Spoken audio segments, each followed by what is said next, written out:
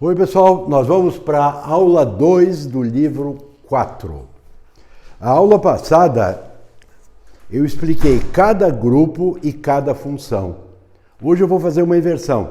Eu vou ensinar cada função e aí eu vou adequar cada grupo a essa função. Nós vamos ver das duas maneiras que isso aí pode ser visto. Aliás, deve existir mais algumas, né? Mas nós sabendo de duas maneiras como as coisas ocorrem, sem dúvida, nós vamos desenvolver uma base bem sólida. Nós vamos estudar, então, hoje, a fisiologia. O que é fisiologia? Fisiologia é a parte da biologia que trata das funções. Essas funções, pessoal, elas podem ser vegetativas ou de relação. Vegetativas são aquelas que mantêm-nos vivos individualmente. E elas podem ser assim, ó, digestão, respiração, circulação e excreção. Vamos analisar cada uma. Para que nós nos mantenhamos vivos, nós precisamos retirar substâncias do ambiente, sólidas e líquidas. Esses sólidos, esses líquidos que nós usamos do ambiente, nós processamos através de um fenômeno chamado digestão. Então, essa é a primeira função vegetativa.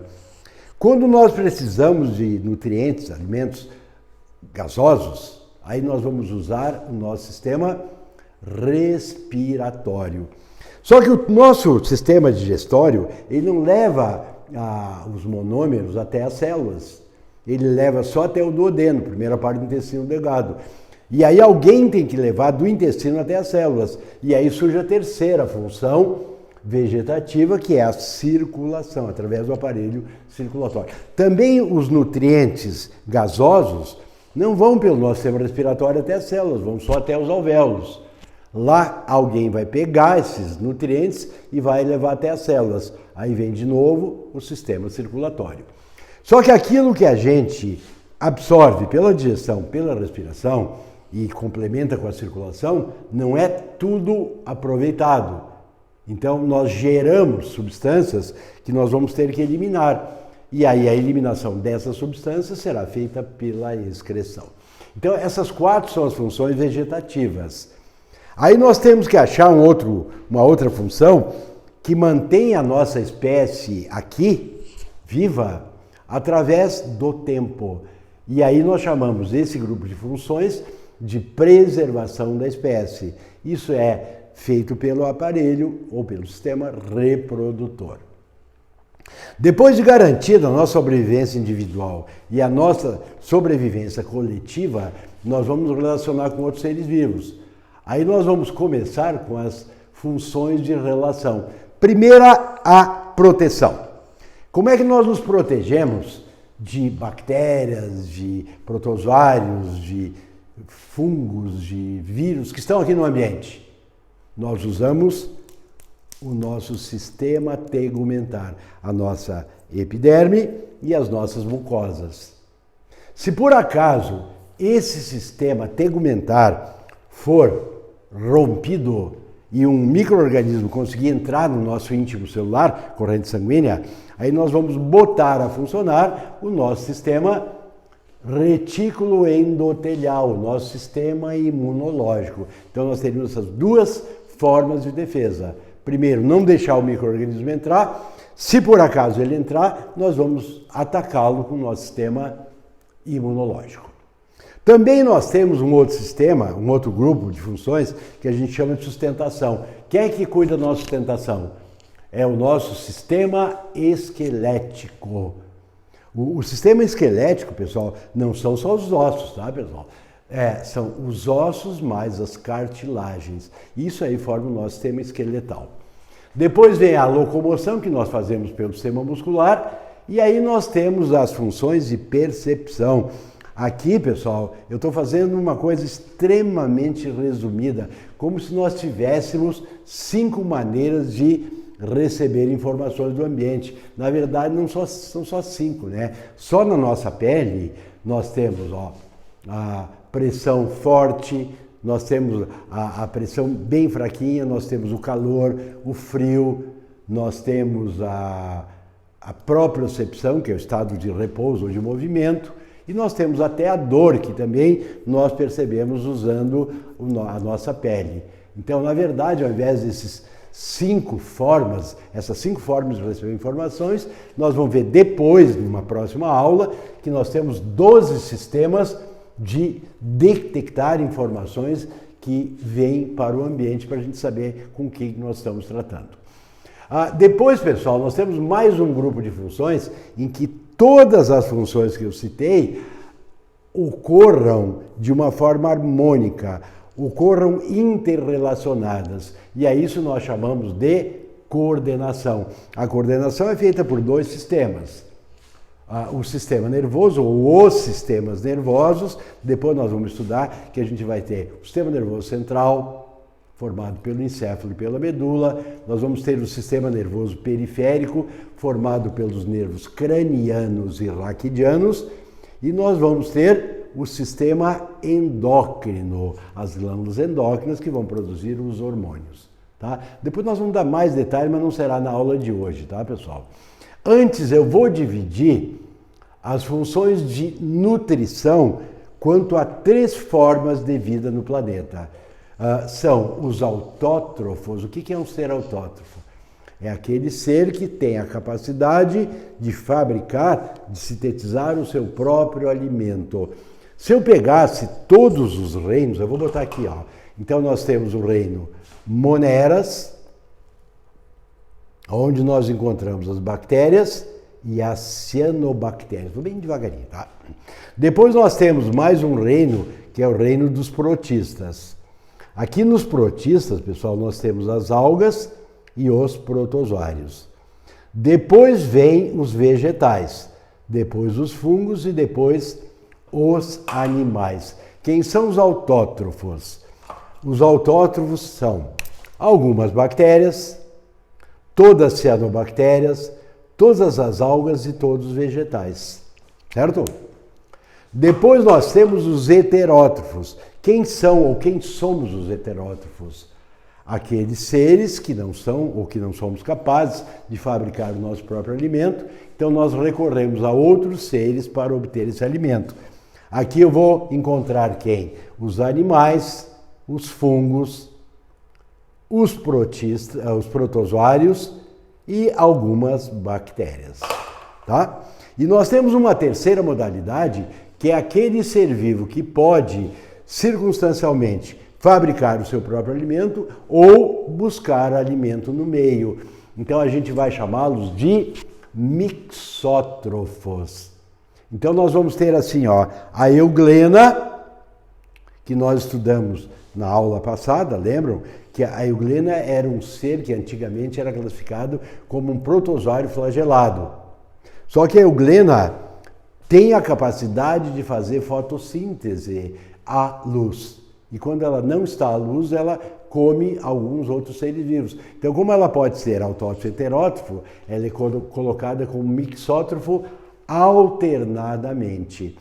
Agora, uma diquinha para vestibular, ó, pessoal. Quais são os 2 únicos grandes grupos vegetais que sobrevivem em solos pobres de nutrientes?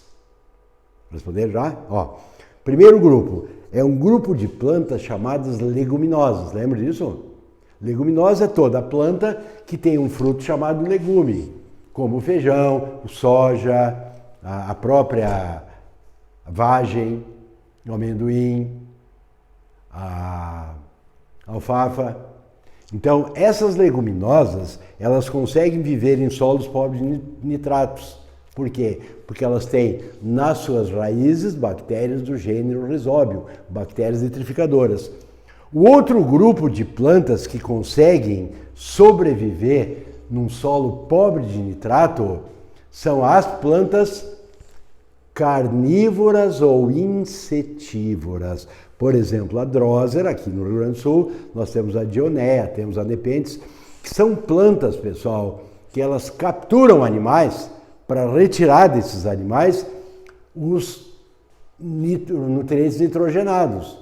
Então, ela com a fotossíntese, essa planta carnívora, ela fabrica glicídios e lipídios. Só que para fabricar a proteína e ácidos nucleicos, ela precisa do nitrogênio. E aí ela captura insetos ou outros animais, né, para retirar o nitrogênio e confeccionar as suas proteínas. Nós temos no livro 3, e eu comentei inclusive que no Museu da PUC tem uma salinha que diz assim, ó, plantas carnívoras. Na verdade, a maioria das plantas carnívoras não come carne, ela come inseto. Então, mais apropriadamente deveríamos chamá-las de insetívoras. Só que a PUC chama carnívora, a URGS chama carnívora, a URGS ainda não tem um posicionamento, eles não perguntam muito sobre isso. Mas então as plantas carnívoras ou insetívoras, elas são mixótrofas. Só que elas fazem simultaneamente, desculpem. Ó. A planta carnívora, ela fabrica as proteínas e os ácidos nucleicos por algum grupo de folhas que captura insetos e outro grupo de folhas faz fotossíntese fabricando açúcares e lipídios. Muito bem, então a nutrição ela é dividida em digestão, respiração, circulação e excreção. Agora o esquema para vocês gravarem isso aí é aquela nossa velha tabelinha, ó. Eu vou botar aqui no quadro, ó. Porífero, quinidário, plateuminto, nemateuminto, anelídeo, molusco artrópodo, equinodermo e cordado. Só que agora, pessoal, nós vamos trabalhar a função e daí enquadramos no grupo animal. Antes a gente pegou um grupo animal e analisou todas as funções. Então nós estamos invertendo isso aí, ó. Vamos começar assim, ó. A digestão. A digestão ela tem a princípio duas modalidades. Ela pode ser intracelular, ó, digestão intracelular, é o caso dos poríferos, certo? E aí, a partir dos quinidários, surge a digestão extracelular. Como a digestão extracelular surge no quinidário e ela vai ocorrer em todos os grupos subsequentes, o meu interesse nessa tabela é facilitar a vida de vocês. Então, no momento que eu puxo essa seta até o final, quer dizer que todo mundo, a partir dos quinidários, tem digestão extracelular. Significa que a digestão extracelular é melhor, igual ou pior que a intracelular? Bom, a digestão extracelular é muito melhor do que a intracelular. Por quê, pessoal? Porque a intracelular, ela está restrita ao animal encontrar um ser menor, um alimento menor do que a sua célula. Às vezes a célula é muito pequena. Então, na digestão extracelular, deixa eu esquematizar para vocês. Ó. Imagina que tu tem aqui um quinidário, aqui não é o quinidário, tá? Numa parte do quinidário, ele tem uma cavidade. Aqui não importa o nome que eu vou dar para essa cavidade, estômago, intestino, não importa. O importante é que ele tem aquela cavidade dentro do corpo dele e nessa cavidade ele bota alimentos grandes, muitas vezes bem maior do que as próprias células. Tá, mas se esse alimento que é o que o bicho quer comer é maior do que a célula, como é que ele pode fazer? Se ele tiver uma cavidade que ele possa quebrar os alimentos até torná-los dimensionalmente compatíveis com as suas células, essa é a vantagem do tubo digestivo e a digestão extracelular. Olha aqui, ó. Aqui está a célula bem pequenininha, daí ele comeu uma coisa bem grande. Não tem problema, porque ele vai quebrar isso aí naquela cavidade. Isso é a digestão extracelular. Ela surge pela primeira vez nos quinidários. E por ser uma coisa muito evoluída, ela vai se manter nos grupos subsequentes. Fechou? Bom, aí quando nós temos o tubo digestivo, a digestão extracelular, aí vem uma outra coisa. Ó. O tubo digestivo, ele pode ser completo e ele pode ser incompleto. O completo a gente chama de aberto. O incompleto nós chamamos de fechado. Então vamos ver como é que funciona isso aí. Ó. Então, tubo digestivo, digestão extracelular. Na digestão extracelular, o tubo digestivo pode ser um tubo digestivo fechado ou incompleto. É o caso dos quinidários e dos plateumintos. Então, um tubo digestivo fechado ou incompleto. O que quer dizer isso aí? Que só tem boca. Isso é bom? Não, isso aí não é bom. Olha aqui, ó. Isso aqui é um tubo digestivo fechado ou incompleto. Aqui tem a boca. O ser coloca o alimento ali. Aí ele começa a quebrar esse alimento. E aí o que ele manda para as células? Pessoal, se ele só tem boca, tudo que ele colocar no seu tubo digestivo irá às células. Tá, mas peraí, Flávio, se ele comer algumas coisas que não são tão interessantes para ele, problema dele, ele vai ter um trabalho dobrado na hora de eliminar essas substâncias, já que elas não interessam ao corpo. Então, a grande vantagem aqui aparece no tubo digestivo completo. Deixa eu representar para vocês. Imagina que tem um tubo digestivo completo, ou aberto. Ele vai ter a boca e ele vai ter o ânus. É interessante ter a boca e ânus? Claro que é. Por quê? Porque tudo que o ser vivo colocar no seu tubo digestivo, se for um tubo digestivo aberto, ele vai quebrar esses alimentos e quando chegar num ponto do seu tubo digestivo, aquilo que lhe for interessante, ele manda para as células. E o resto? Bom, o resto ele vai eliminar do corpo, mas sem ter passado pelo seu íntimo celular. Então, isso é o tubo digestivo aberto ou completo, com boca e ânus. Qual é a vantagem do indivíduo ter ânus? É mandar para as células só aquilo que lhe interessa. E aquilo que não interessar, aquilo ele vai eliminar através do seu tubo digestivo, pelo ânus. Espera um pouquinho, então deixa eu ver se eu entendi bem. As fezes são excretas? Não, pessoal. As fezes são eliminadas ao longo do tubo digestivo após uma seleção daquilo que deveria ser enviado às células. As fezes nunca fizeram parte do nosso corpo, então elas não são excretas. O ar que tu expira é excreta, o teu suor é excreta, certo? Agora, as fezes, elas, a rigor, elas nunca fizeram parte do teu íntimo celular. Elas simplesmente foram selecionadas porque tu tens tubo digestivo aberto ou completo, certo? Aí vem a pergunta: qual é o primeiro tubo digestivo completo da escala evolutiva? Então, eu vou botar aqui, pessoal. Ó. O tubo digestivo completo ou aberto, ele surge a partir dos nemateumintos e ele vai se manter nos grupos subsequentes, certo? Agora, nessa tabelinha, eu recomendaria vocês colocarem algumas observações.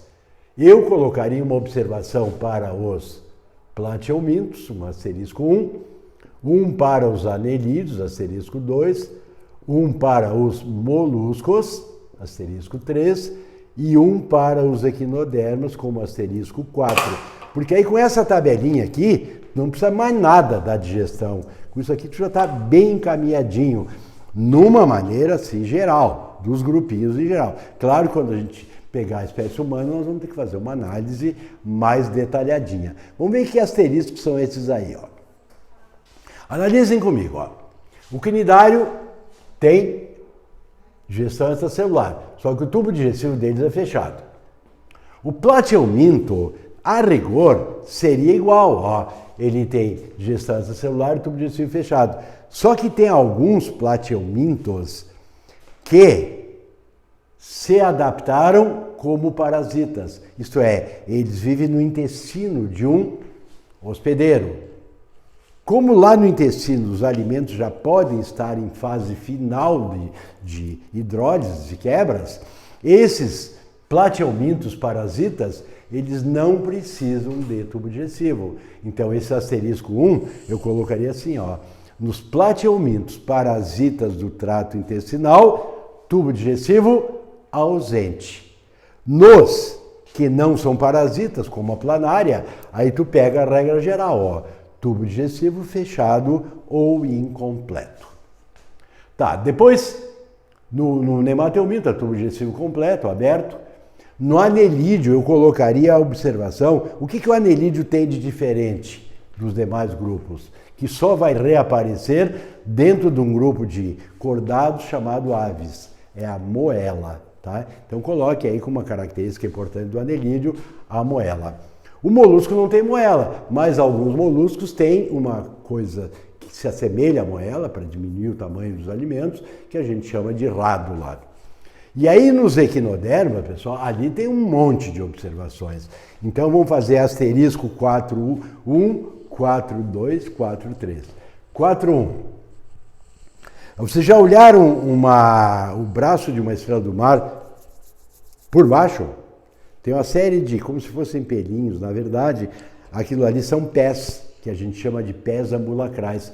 Eles não ficam só para locomoção, claro que para locomoção é a principal função deles. Só que eles entram no corpo do equinoderma e formam um sistema ambulacral.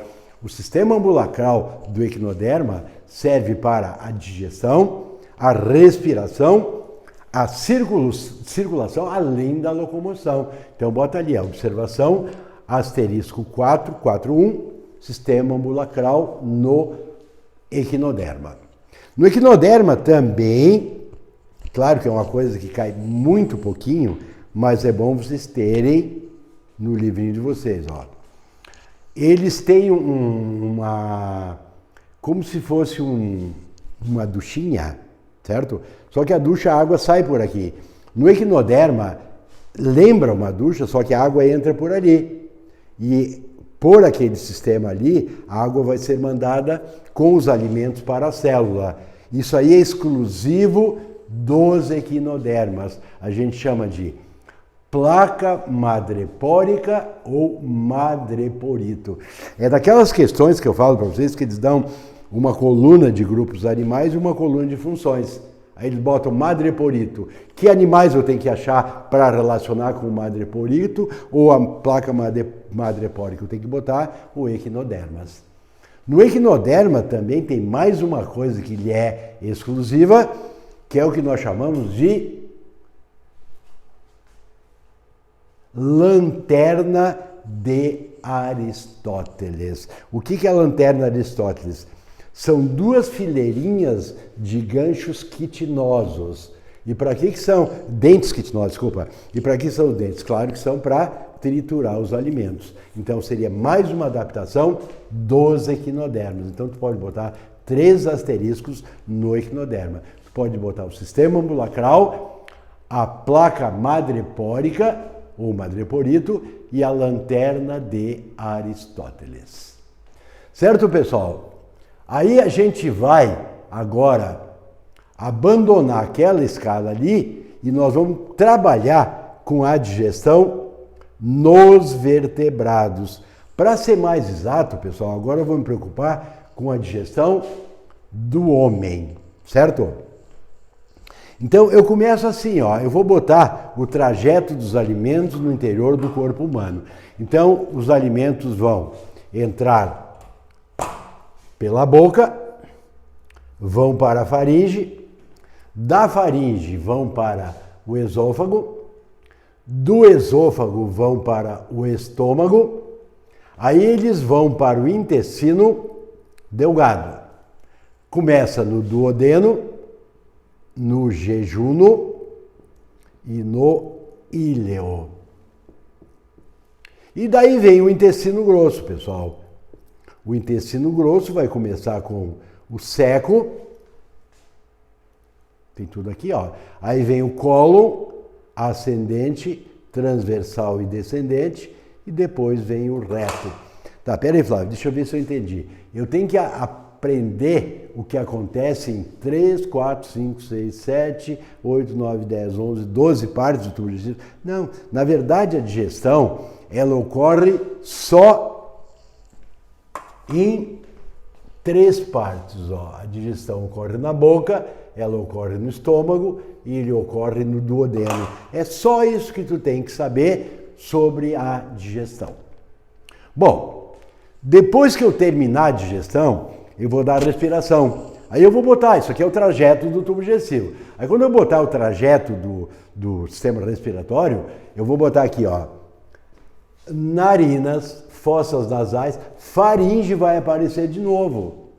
Só que aí depois, aqui é esôfago, não é C, é. Depois da faringe vem a laringe no aparelho respiratório. E depois da faringe no sistema digestivo, vem o esôfago. Como é que o alimento seguirá via esôfago ou via laringe? Então, aqui dá para ter uma ideia, ó, pessoal. Quando o alimento chega na faringe, vou fazer uma outra representação aqui, ó. Imaginem o seguinte. Aqui nós temos a faringe. Aqui é o esôfago. Aqui é a laringe. Quando o alimento chega aqui, na faringe, se ele estiver na forma sólida ou na forma líquida, aqui está a abertura da laringe. Isso aqui é chamada de glote, essa abertura. E tem como se fosse uma espécie de tampinha aqui em cima, ó, chamada epiglote. Essa epiglote, ela é sensível a um líquido ou a um sólido. Quando um líquido ou um sólido chegar aqui, olhem o que ele vai fazer, ó. Ele vai fazer com que a epiglote baixe e feche a glote. Então, qualquer coisa sólida ou líquida seguirá via esôfago e vai para o estômago, duodeno, jejum, ilho. Essa sequência aqui. Se for um gás, esse gás não tem a capacidade de baixar a epiglote e obstruir a glote. Então, esse gás, ele poderá seguir via laringe. Tá, mas ele pode também seguir via esôfago. Ele vai seguir tudo rigorosamente obedecendo a diferenças de pressão. Então, toda vez que o ar... Tá, vou ter que seguir na epiglote.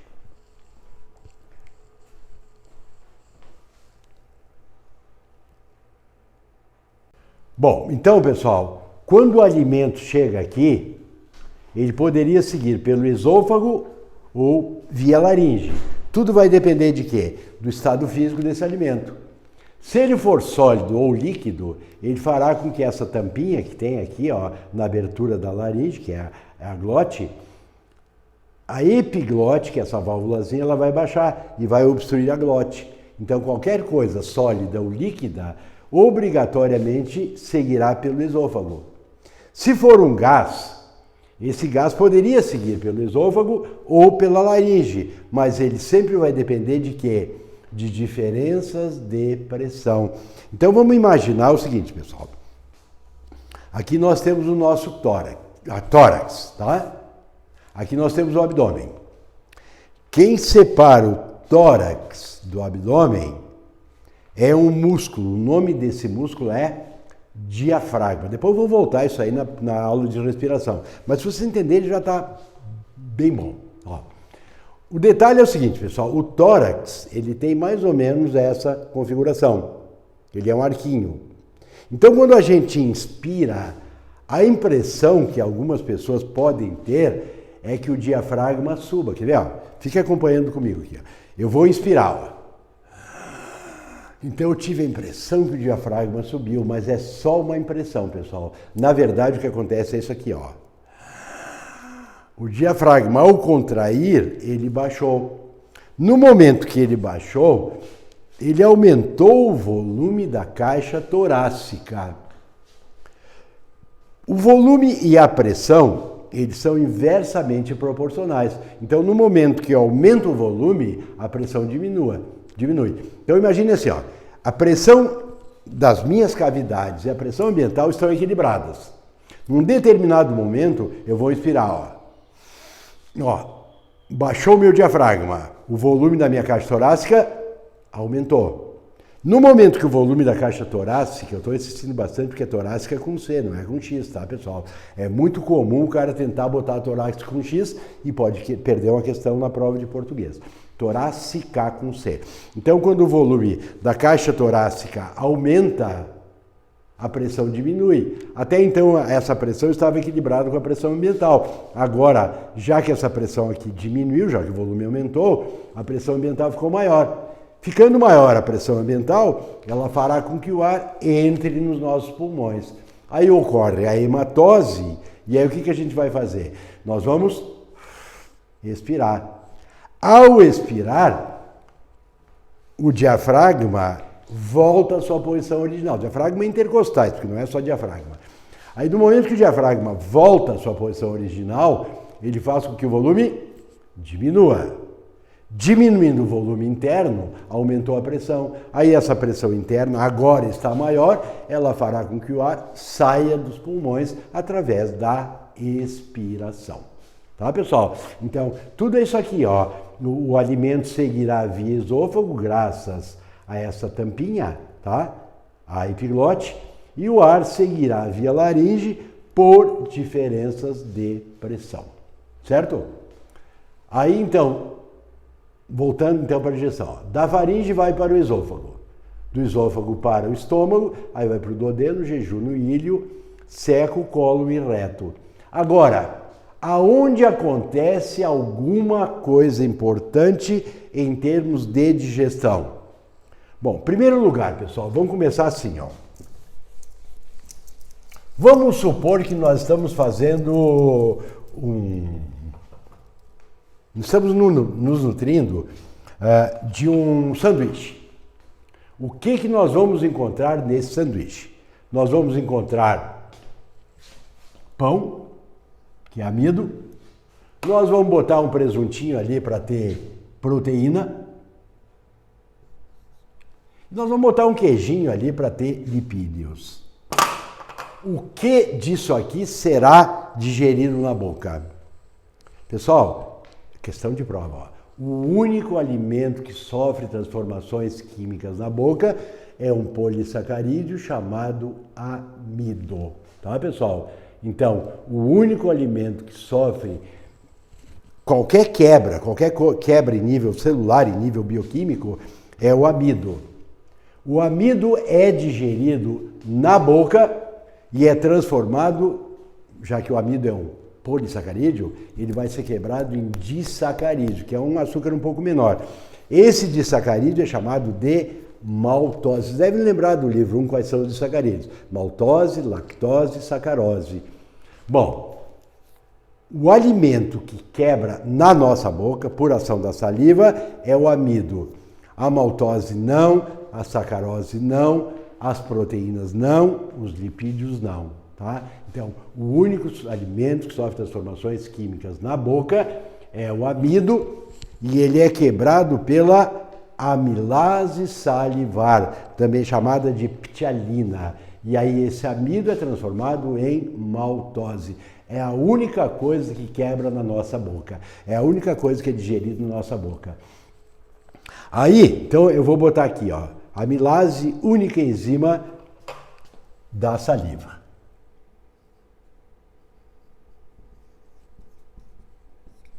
Quebra o amido o quê? Em quê? Quebra o amido em maltose. Aí a pergunta que eles poderiam botar numa prova é em que pH? Vocês, só para recapitular, ó, quando o pH for 7, nós vamos dizer que ele está neutro. Se ele estiver abaixo de 7, quanto mais abaixo, ele vai ficando cada vez mais ácido. Tá? Quanto acima de 7, ele passa a ter um pH básico ou alcalino. Aí se alguém te perguntar, na boca, qual é o pH adequado, qual é o pH que a gente chama de ótimo, para que a amilase quebre o amido? O pH é 7, significa pH neutro, tá, pessoal? Então, o único alimento que sofre transformações químicas na boca é o amido, em pH 7. O amido é um polissacarídeo, na nossa boca ele vai ser transformado em maltose. Tá, mas o que vai acontecer com as proteínas? Nada. O que vai acontecer com os lipídios? Nada. O que vai acontecer com os disacarídeos? Maltose, lactose, sacarose? Nada, tá, pessoal? Então, o único alimento que sofre transformações químicas na boca é o amido. Sofre ação da amilase e é transformado em maltose. Aí o alimento vai para a faringe, não tem transformação química nenhuma, vai para o esôfago, também não tem transformação nenhuma, e aí ele vai para o estômago. Muito bem. Então, o que chega no estômago? A amilase, teoricamente, já deveria ter sido transformada em maltose na boca. As proteínas estão intactas e os lipídios também estão intactos. E aí o alimento chegou no estômago. A maltose vai se manter no estômago como estava. O lipídio vai se manter como lipídio, ele não sofre nenhuma transformação química no estômago. Quem é quebrado no estômago são as proteínas. Bom, o que é uma proteína, pessoal? Proteína é uma cadeia de aminoácidos. Quando são 2 aminoácidos, eu chamo de dipeptídeo. Quando são 3 aminoácidos, eu chamo de tripeptídeo. Quando são 4, eu chamo de tetrapeptídeo. 5 pentapeptídeo, 6 hexapeptídeo e assim por diante. Só que 3 ou mais a gente chama de polipeptídeos. Então, quando nós quebramos a proteína, nós o fazemos em 3 etapas, tá? Então atenção, devagarinho. Quando o alimento chega no estômago, a proteína é quebrada em polipeptídeos. Que esses polipeptídeos pode ter 3, pode ter 4, pode ter 5, pode ter 8, não importa. 3 ou mais aminoácidos formam o que nós chamamos de polipeptídeos ou peptonas. Isso é a quebra que ocorre no estômago. Então as proteínas são transformadas em polipeptídeos ou peptonas. Quem é que faz esse trabalho? É uma enzima chamada pepsina. Essa pepsina, pessoal, então é produzida nas células gástricas. Só que essa pepsina é uma enziminha muito enjoadinha, muito exigente. Ela diz assim, ó, eu só vou quebrar as proteínas em polipeptídeos se o pH estiver adequado. Só que quando a gente engoliu os alimentos, eles estavam em pH neutro. Quando chegaram no estômago, a tendência é que chegassem em pH neutro. Só que a pepsina diz assim, não, em pH neutro eu não trabalho. Eu só trabalho em pH de 1,2 a 1,8. Isto é, muito ácido.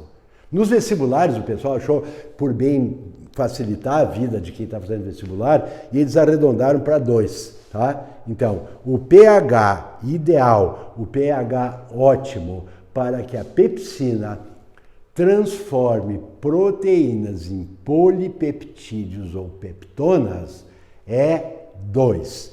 Mas como é que a gente consegue esse pH? Porque muitas das glândulas gástricas estão produzindo HCl. O que é HCl? É o ácido clorídrico. Para que serve o ácido clorídrico? O ácido clorídrico, produzido por parte das glândulas gástricas, é encarregado de fornecer o pH adequado à ação da pepsina, que é um pH, arredondando, 2. Então, quem fornece esse pH adequado é o ácido clorídrico. E é só isso aí que nós temos que saber para a digestão. Tem a renina que transforma as proteínas do leite. Mas ninguém nunca vai perguntar sobre a renina, tá? Eles vão perguntar sobre a pepsina, que vai atuar no estômago, transformando as proteínas em peptonas ou transformando as proteínas em polipeptídeos, em pH 2, e esse pH é obtido através da ação do ácido clorídrico, produzido também pelas glândulas gástricas. Bom, pessoal, aí o alimento do estômago vai à primeira parte do intestino delgado, isto é, ele vai para o duodeno. Lá no duodeno aparece um leque de alternativas para serem questionadas. Então, porque lá no duodeno eu vou ter o suco entérico, o suco pancreático e eu vou ter a bile. O que é a bile? A bile, pessoal, ela é produzida, atenção agora, isso aqui também dá questão de prova, ó. A bile é produzida aqui, ó, no fígado. Mas não é na vesícula biliar, Flávio? Não é. É no fígado. Aí, a bile é mandada para a vesícula biliar, onde ela vai ficar armazenada. Aí ela vai ser mandada para fazer o seu trabalho lá no duodeno. E o que essa bile vai fazer? Ela vai fazer a emulsão dos lipídios. Peraí, não entendi. O que é emulsão? É digerir os lipídios? Não. Muito cuidado com isso aqui, pessoal. Nos vestibulares, principalmente nas federais, às vezes eles tentam induzir o aluno Interrompi o canal que leva a bile para o intestino. Que tipo de alimento vai ter problemas da gente digerir? Aí a resposta é lipídios. E aí eles poderiam complementar assim, porque a bile digere os lipídios. Não. Porque emulsionar ou emulsificar, a emulsão de gorduras, ela é o seguinte, ó pessoal, é apenas expor a gordura em pedaços menores. Isso aqui é emulsão, porque no momento que eu transformo o lipídio em gotículas menores, eu vou aumentar a superfície de contato para que a lipase, que é a enzima que vai digerir os lipídios, faça o seu trabalho com maior eficiência. Só que a bile, ela não digere, tá pessoal? Então olha aqui, ó. A bile quebrou a gordura em gotículas, isso é emulsão. Não houve digestão, porque eu ainda não quebrei aquela gordura em ácido graxo mais glicerol. Não houve análise. Para dar um exemplo, ó, imaginem que eu peguei um pedaço de carne e comecei a mastigar. Tá, mas agora a carne está bem menor, então houve digestão. Não houve digestão da carne. Eu apenas fragmentei. Então houve um processo físico e não químico.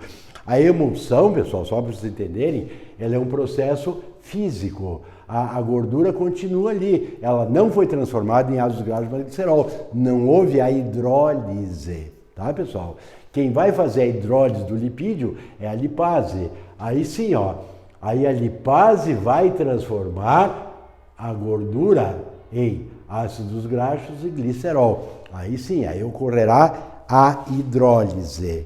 Só que essa lipase será produzida pelo suco pancreático e pelo suco entérico. Não é a bile que vai fazer isso aí. A bile vai apenas emulsionar.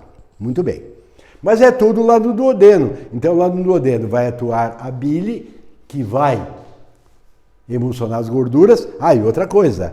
Como o alimento, quando está no estômago, ele está ácido, pH 2. Quando ele vai para o intestino, eu tenho que neutralizar essa acidez. Então, essa neutralização da acidez do quilo, que é o nome do alimento, quando está no duodeno, ela será feita pelos sais biliares e pelas gotículas de bile, certo?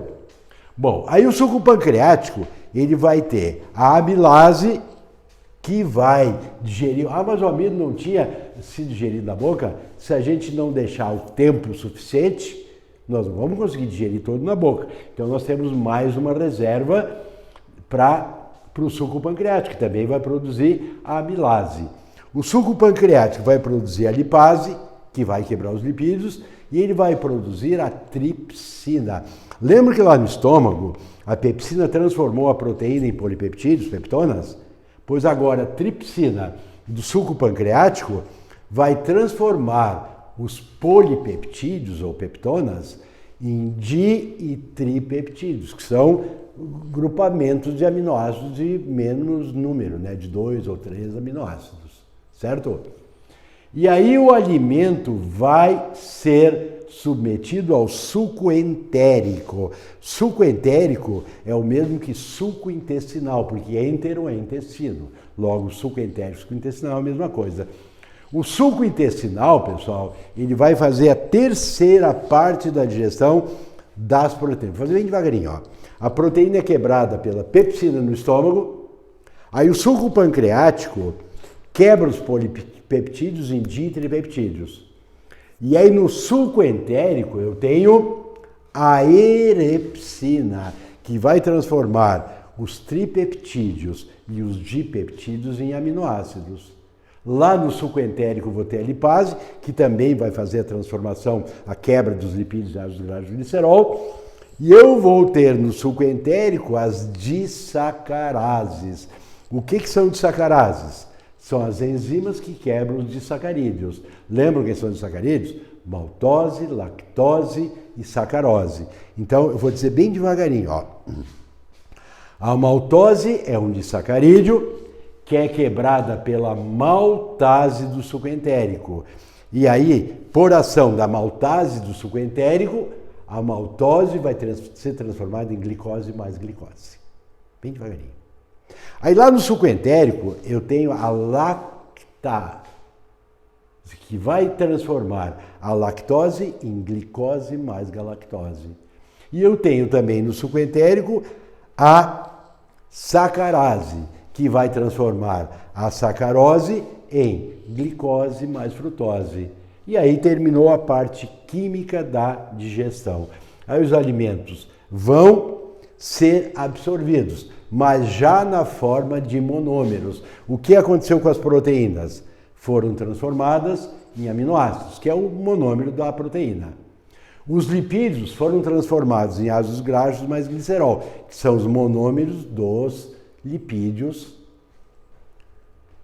que são polímeros, né? E aí eu tenho também a transformação do amido, que ocorreu na boca em maltose, da maltose, da lactose e da sacarose em monossacarídeos. Tudo isso aí ocorrerá lá no duodeno. Lá no duodeno, pessoal, eu tenho as vilosidades intestinais. E aí a região apical das vilosidades intestinais, ela serve para a absorção da glicose, frutose, galactose e aminoácidos, certo? Só que a galactose e a frutose, quando são absorvidas, elas são transformadas em glicose, que é a única coisa que vai circular pelo nosso corpo é a glicose. Na porção basal da vilosidade, eu vou ter os vasos quiníferos, que vão servir para captar os monômeros dos lipídios, isto é, os ácidos graxos e glicerol. Aí esses vasos quiníferos vão levar os monômeros para o quilo, certo? Os vasos linfáticos, e a partir dali isso aí chegará até as nossas células. Bom, eu botei alguns adendos, tá, pessoal? Eu botei uma pequena observaçãozinha sobre essa glândula fabulosa do organismo chamada fígado.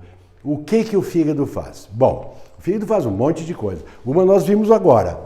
O fígado produz a bile. A bile emulsiona as gorduras, certo? E a bile fornece o pH adequado à ação das enzimas do suco entérico.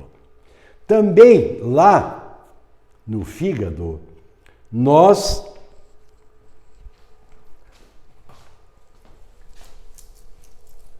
pegamos o excesso de glicose, polimerizamos e transformamos em glicogênio. O nome disso, pessoal, é glicogênese. E ele é feito por um hormônio produzido no pâncreas e chamado insulina. Então, isso é glicogênese. Aí nós transformamos aquele excesso de glicose em glicogênio. E nós guardamos esse glicogênio nas células do músculo e do fígado. E aí a gente insiste em continuar vivo. E quando nós continuamos vivos, nós começamos a gastar a nossa glicose. E a tendência é que a nossa glicemia baixasse. Só que ela não vai baixar muito, por quê? Porque lá onde eu produzi a insulina, no pâncreas, eu produzo também o glucagon. O glucagon tem a ação inversa da insulina. Então, a insulina fazia a glicogênese.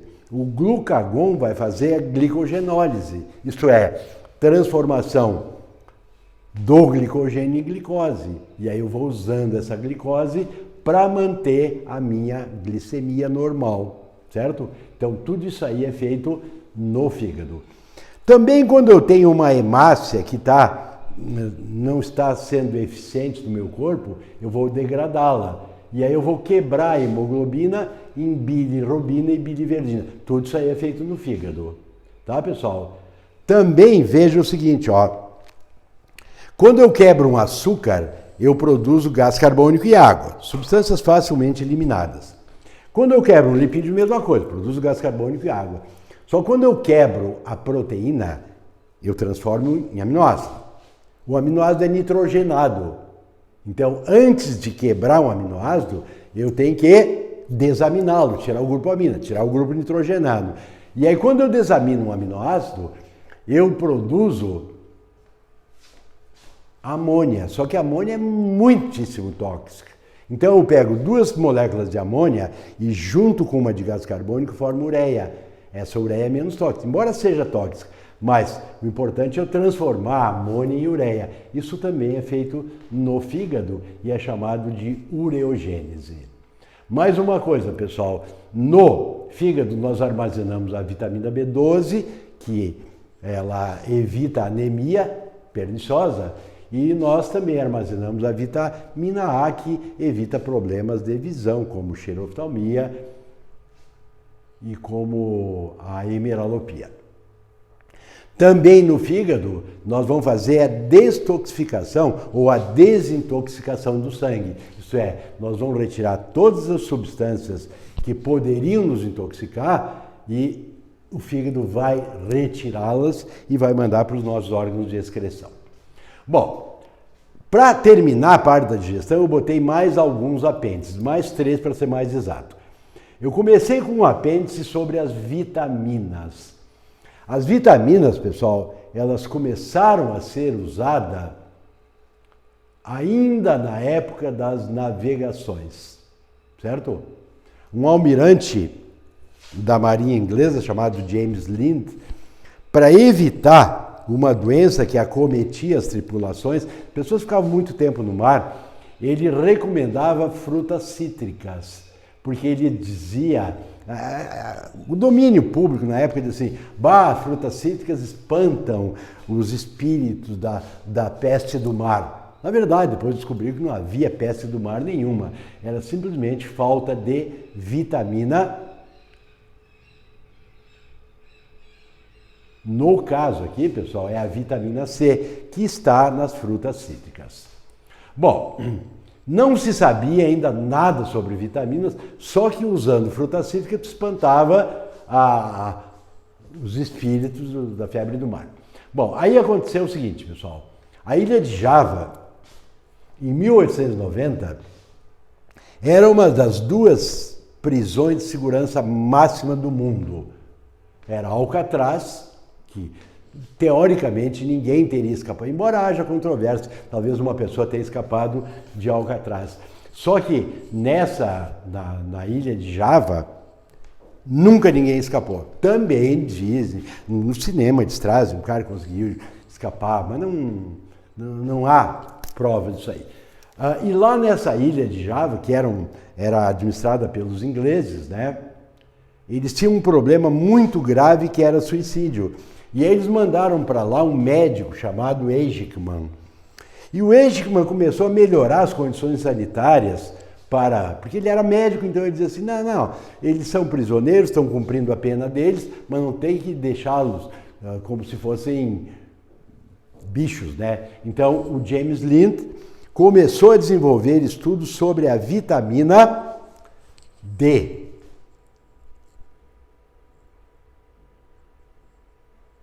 B1. O Eichmann foi vitamina B1. Porque ele queria melhorar a vida dos prisioneiros, então ele fez uma proposta, botou os prisioneiros a trabalhar na agricultura, outros na pecuária, outros na limpeza. Ele melhorou a ilha de Java, sim, o sistema prisional, que era o lugar, da ilha de Java, era o lugar de maior suicídio do mundo. Ele reduziu as taxas de suicídio porque ele deu condições de vida boa para os prisioneiros lá. E ele também exportou aves e os prisioneiros cuidavam dessas aves. E de vez em quando a ave ficava com o pescoço caído assim, ele chamava aquilo de polineurite. E ele notou que alguns nativos da ilha também tinham, só que quando ele ia atender, porque ele ficou muito respeitado pelos nativos, e os caras iam lá e disseram, olha, eu estou com esse problema aqui, mas claro, na língua deles, né? E aí o Eichmann disse, você tem que se alimentar. E aí o nativo respondia, beri, beri. Beri quer dizer, não posso. O idioma é singalês, que era a língua que se usava na ilha de Java naquela época. E aí quando beri, aí ficou aquela doença, beri. Depois se descobriu que era alguma coisa que tinha na casca dos cereais. Só que o Eichmann descobriu isso, mas não criou o termo vitamina. E aí só em 1910, Hopkins e Funk ganham a fama de terem descoberto as vitaminas. Só que a descoberta, de fato, é do Eichmann na ilha de Java, entre 1858 e 1930. Muito bem. Aí veja o seguinte, as vitaminas são divididas, normalmente elas são colocadas em letras, e elas podem ser solúveis em lipídios, solúveis em água. As solúveis em lipídios são A, D, E e K. O que eu tenho que saber para a prova? Tu tem que saber cada vitamina que doença ela previne ou evita. Então a vitamina A previne axeroftol,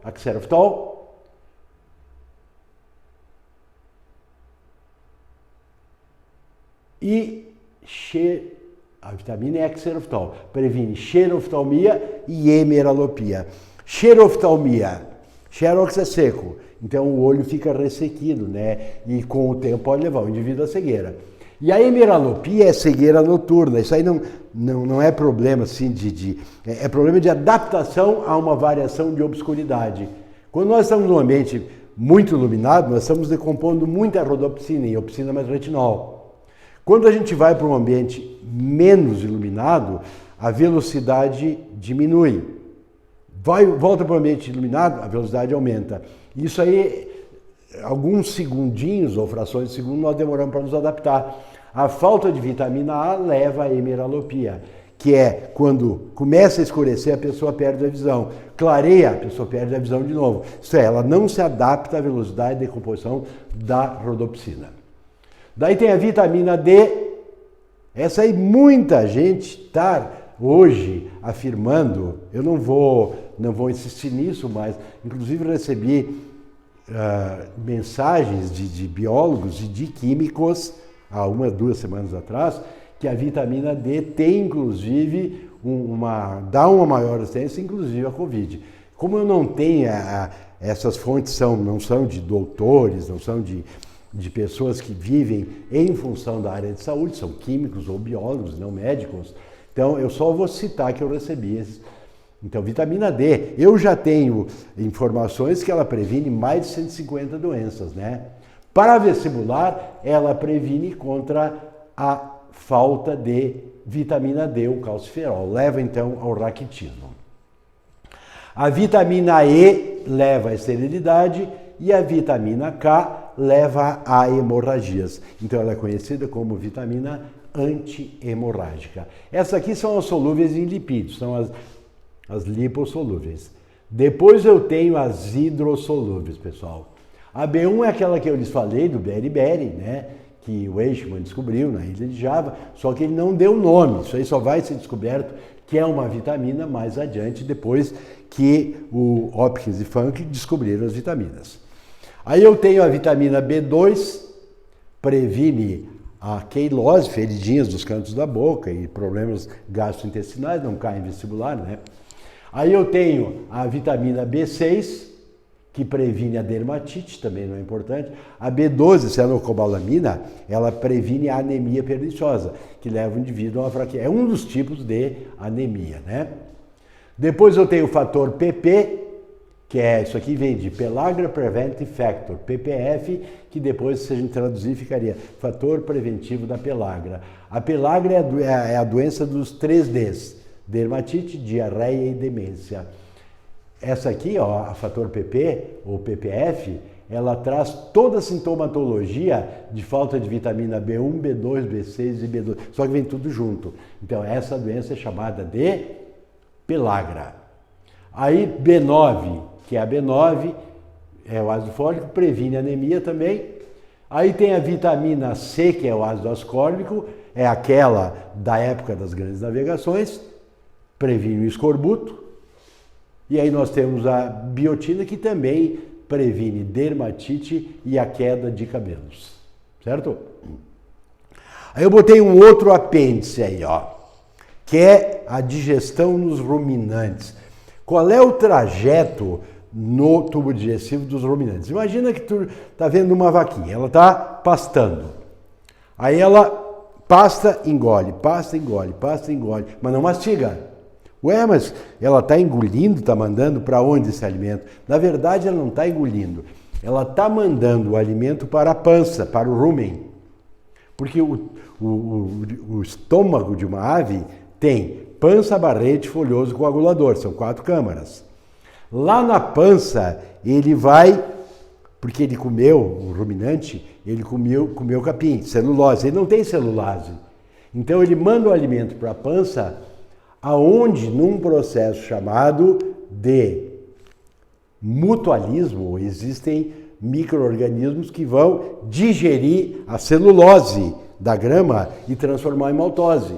Só que aí o ruminante, ele não mastigou os alimentos. Então ele vai mandar para o barrete e o barrete vai mandar de volta para a boca, para aí ele mastigar. Aí depois que ele mastigou, aí ele vai engolir. Aí vai para o folhoso, para o coagulador. O folhoso também é chamado de omaso e o coagulador também é chamado de abomaso. Essa terminologia, até hoje, em toda a minha carreira, eu encontrei só uma vez na PUC, tá? Então, pode aparecer, é muito remota a possibilidade. Mas então, aí tu teria assim, ó, trajeto dos alimentos. Boca, pança. Aí vai para o barrete, volta para a boca. Aí sim, aí vai servir, vai para o folhoso, para o coagulador. Do coagulador, o alimento vai para o intestino. Então veja bem, embora tenha 4 câmaras no tubo digestivo do ruminante, em nenhuma delas, nem pança, nem barrete, nem folhoso, nem coagulador, ocorre a absorção dos nutrientes. A absorção vai ocorrer na câmara seguinte, que é o duodeno, que nem nós, tá, pessoal? A absorção sempre vai ser no duodeno. Bom, aí eu botei mais um apêndice aí no livro de vocês, que vai terminar a matéria e a aula, que é a digestão nas aves. A digestão nas aves, ela apresenta 3 estruturas. Tem, olha aqui, pessoal, aqui, ó, nessa região, às vezes os vestibulares eles tentam botar o papo lá embaixo, lá perto do intestino, lá perto do estômago, nada disso, ó. O papo é isso aqui, ó. É aonde a ave, aquela ave antiga, né, que comia grãos, aonde ela, agora as aves comem ração, né, a não ser essas aves de colônia, lá eles dão grãos. Aí o que ela faz? Ela armazena no papo, certo? Aí depois, esses grãos vão ter que ser, como é que eu vou dizer? Vão ter que ser quebrados. E isso aí vai ser feito pela moela. Tá, pessoal? Ah, mas os dentes? Mas que dente? A ave não tem dente, né? Então ela usa para triturar os grãos a sua moela. E a digestão química propriamente dita será feita pelo proventrículo. Tá, pessoal? Então, essa é a primeira aula sobre as funções propriamente dita, vistas de um enfoque diferente. Agora a gente vai ver a função e à medida que a gente vai aprendendo a função, nós vamos adequá-la na escala evolutiva zoológica. Então a aula que vem eu vou fazer a mesmíssima coisa, ó. Poríferos, quinidários, plateomínio, nematelmínio, tonelídeo, molusco, artrópode, equinoderme, cordado. Eu vou perguntar para vocês, como é que é a respiração nos poríferos? Porífero, quinidário, plateuminto e nematelminto não tem aparelho respiratório. Por quê? Porque a grande maioria das suas células está em contato direto com o ambiente. Então a gente diz que a respiração é cutânea, mas direta, diferente dos anelídeos que ela é cutânea indireta. E aí, se vocês encontrarem que ela ocorre por difusão, também dá para aceitar.